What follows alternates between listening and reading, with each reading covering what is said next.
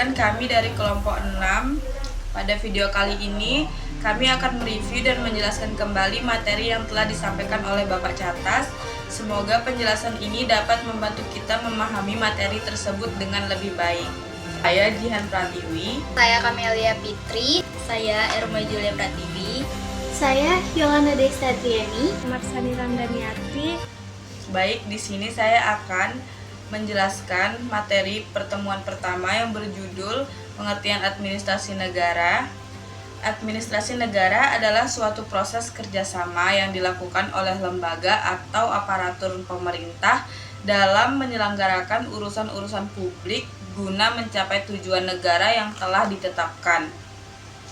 Jadi, administrasi negara tidak hanya berkaitan dengan kegiatan tulis-menulis atau tata usaha saja, tetapi mencakup keseluruhan proses pengelolaan pemerintahan. Secara umum, administrasi negara mempelajari bagaimana kebijakan publik dirumuskan, dilaksanakan, dan diawasi agar dapat berjalan secara efektif dan efisien. Di dalamnya terdapat unsur perencanaan, pengorganisasian, pengarahan, koordinasi, serta pengawasan terhadap sumber daya yang dimiliki negara. Semua proses ini dilakukan agar kebijakan yang dibuat pemerintah dapat berjalan sesuai dengan aturan dan benar-benar bermanfaat bagi masyarakat. Dengan kata lain, administrasi negara merupakan alat atau sarana yang digunakan pemerintah untuk mewujudkan kepentingan masyarakat serta mencapai tujuan nasional. Adapun tujuan administrasi negara antara lain adalah mewujudkan tujuan negara, memberikan pelayanan publik kepada masyarakat, menciptakan pemerintahan yang efektif dan efisien, serta menjaga ketertiban dan kesejahteraan masyarakat. Kesimpulannya, administrasi negara merupakan proses pengelolaan dan penyelenggaraan pemerintah yang dilakukan oleh aparatur negara untuk melaksanakan kebijakan publik serta mencapai tujuan negara. Peran administrasi negara sangat penting karena menentukan apakah kebijakan pemerintah dapat dirasakan manfaatnya oleh masyarakat secara nyata. Sekian, terima kasih. Saya akan membawakan materi kedua yang berjudul Administrasi Negara sebagai suatu sistem. Administrasi negara adalah suatu sistem. Jadi gambaran pemerintah, birokrasi, dan masyarakat. Jadi sini saya akan menjelaskan apa itu administrasi negara sebagai suatu sistem. Mari kita kupas secara singkat dan menarik.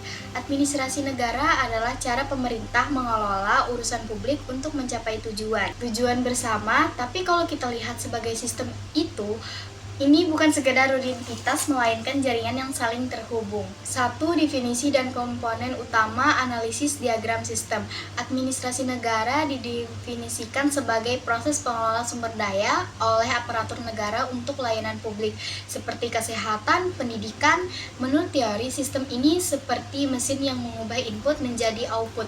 Yang pertama itu ada komponen utamanya, itu input atau anggaran pegawai kebijakan dari masyarakat. Yang kedua, proses perencanaan, koordinasi, dan pengendalian birokrasi.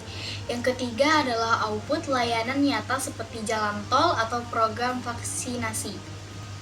Yang keempat adalah fleksibel, umpan balik dari masyarakat untuk memperbaiki lingkungan, faktor utama luar seperti teknologi atau krisis global. Ini membuat sistem ini dinamis dan adaptif, bukan statis. Yang kedua, kelebihan dan tantangan grafik for contract. Kelebihannya apa aja sih? Efisiensi dan ketertiban seperti di negara maju dengan birokrasi kuat.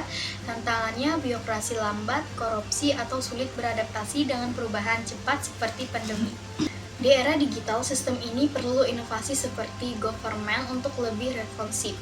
Penjelasannya, administrasi negara sebagai suatu sistem adalah cara melihat penyelenggaraan pemerintah sebagai satu kesatuan yang terjadi dari bagian-bagian yang saling berhubung dan bekerja sama untuk mencapai tujuan. Jadi, administrasi negara tidak terdiri sendiri, tetapi merupakan sistem yang saling terkait antara lembaga pemerintah, masyarakat, dan lingkungan untuk mewujudkan tujuan negara secara efektif dan efisien.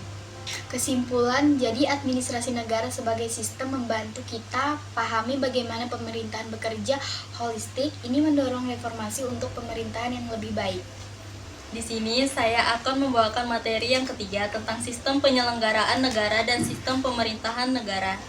Materi ini penting karena berkaitan langsung dengan bagaimana sebuah negara dijalankan serta bagaimana lembaga-lembaga negara bekerja menjalankan tugasnya. Pertama, sistem penyelenggaraan negara adalah keseluruhan proses dan mekanisme yang dilakukan oleh lembaga negara dalam mengatur kehidupan berbangsa dan bernegara berdasarkan konstitusi. Dalam sistem ini terdapat pembagian kekuasaan, yaitu lembaga eksekutif, legislatif, dan yudikatif. Ketiga lembaga tersebut memiliki fungsi masing-masing, tetapi tetap saling berhubungan dan saling mengawasi agar tidak terjadi penyalahgunaan kekuasaan. Selanjutnya, sistem pemerintahan negara merupakan cara suatu negara mengatur hubungan antara pemerintah dengan rakyat serta hubungan antar lembaga negara. Secara umum, terdapat beberapa bentuk sistem pemerintahan, seperti sistem presidensial dan sistem parlementer. Sistem presidensial ditandai dengan presiden sebagai kepala negara sekaligus kepala pemerintahan. Sedangkan sistem parlementer memisahkan keduanya dan pemerintahan dipimpin oleh Perdana Menteri. Materi ini menekankan bahwa sistem penyelenggaraan negara yang baik harus berlandaskan hukum, transparansi, serta prinsip demokrasi. Menjalankan tugas sesuai aturan, maka tujuan negara seperti kesejahteraan rakyat, keadilan, dan stabilitas dapat tercapai. Sebagai penutup, dapat disimpulkan bahwa memahami sistem penyelenggaraan negara dan sistem pemerintahan sangat penting agar kita sebagai warga negara dapat mengetahui bagaimana negara bekerja, sekaligus memahami peran kita dalam menjaga kehidupan demokrasi. Saya akan menjelaskan materi keempat, yaitu landasan dan asas penyelenggaraan negara dan pemerintah. Saya akan menjelaskan materi keempat, yaitu landasan dan asas penyelenggaraan negara dan pemerintah. Nah, sobat, pernahkah kalian bertanya-tanya, apa sih yang menjadi dasar negara kita, Indonesia? Bagaimana negara ini dijalankan? Jawabannya ada pada dua landasan utama. Yang pertama, landasan ideal. Pancasila adalah ideologi kita. 5 sila yang menjadi pedoman dalam setiap aspek kehidupan berbangsa dan bernegara, dari ketuhanan yang Maha Esa sampai keadilan sosial bagi seluruh rakyat Indonesia. Kedua, landasan konstitusional. Selain Pancasila, ada Undang-Undang 1945. Ini adalah hukum dasar tertulis yang menjadi landasan konstitusional negara kita. Di dalamnya diatur bagaimana negara ini dijalankan, hak dan kewajiban warga negara, serta pembagian kekuasaan.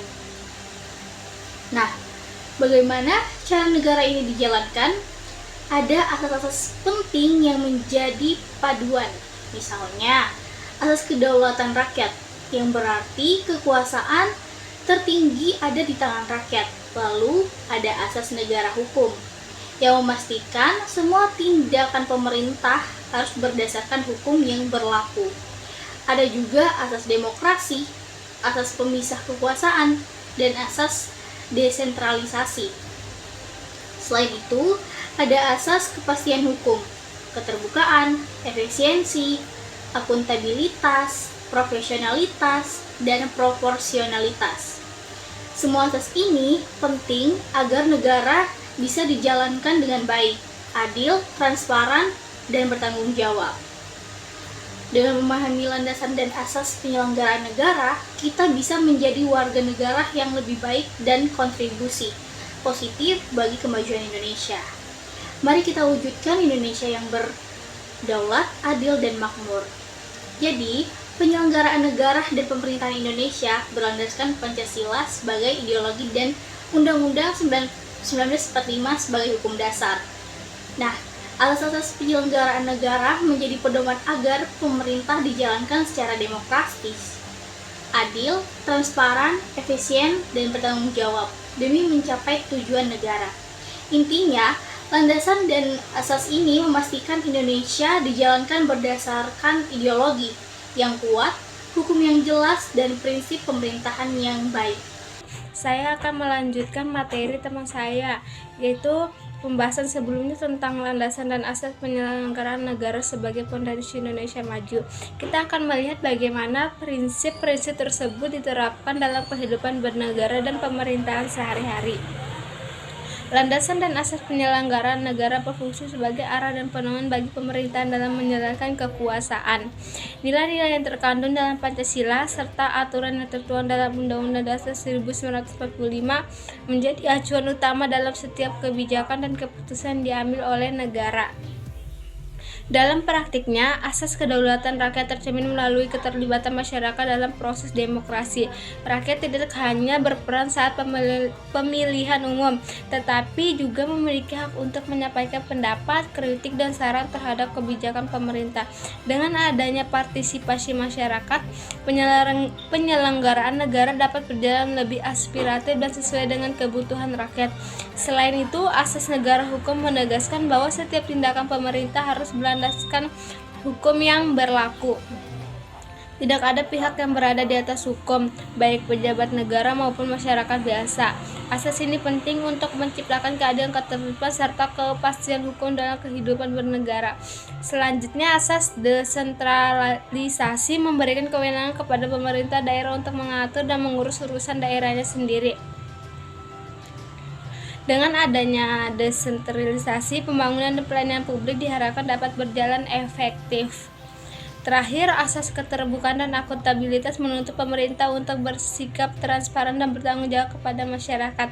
Keterbukaan informasi serta pertanggungjawaban yang jelas akan meningkatkan kepercayaan publik terhadap pemerintah.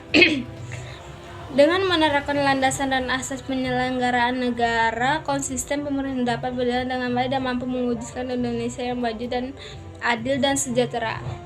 Itu saja yang bisa saya sampaikan materi saya yang keempat. Assalamualaikum warahmatullahi wabarakatuh.